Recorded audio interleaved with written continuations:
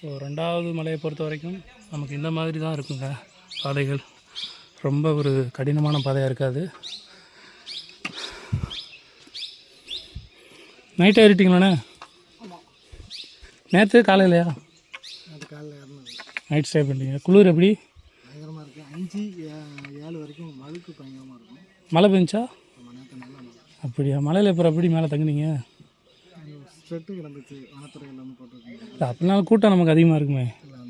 இல்லை இறங்கும்போது இப்படி நம்ம இறங்குறீங்களே? இல்லை ஏறி இறங்குறப்ப தான் தெரியும். இப்போ தான் வர்றாரு. நன்றி சிவா.